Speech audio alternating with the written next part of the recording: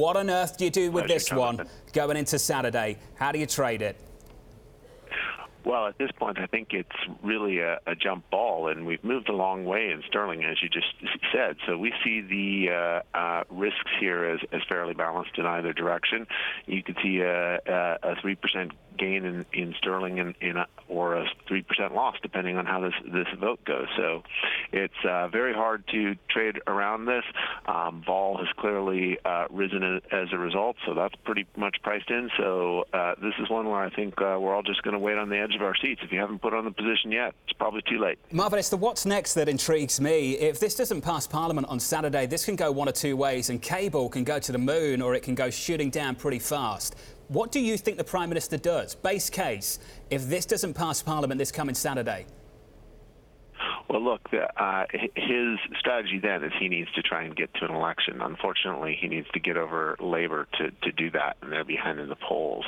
But I think this is a really important point, Jonathan, about thinking about sterling post-Saturday, is that you just said it goes to the moon in one scenario. That's not necessarily true, because remember, all we've done here is pass a withdrawal agreement. We still don't know what the ultimate shape of Brexit is going to look like. That ultimately still needs to be negotiated.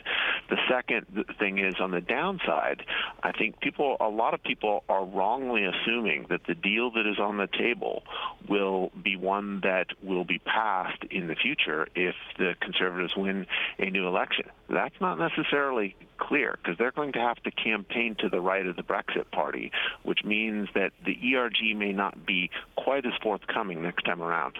What you're saying, Marvin, leaves a pretty wide trading range still for sterling on a number of crosses. Is that essentially what you're working with here?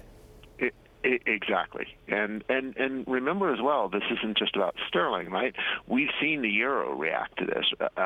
Even though it's reacted less than we would have thought, given the potential effects on the euro area, it is very clearly showing signs of whether this is going to be a no-deal Brexit or not. And clearly, with the signs of no-deal Brexit having gone down in the interim, that's been supportive of the euro. It goes the other way if we don't get a deal this weekend. Marvin, if I had to put you on the spot, we're near enough to 130. What do we see first, 140 or 120?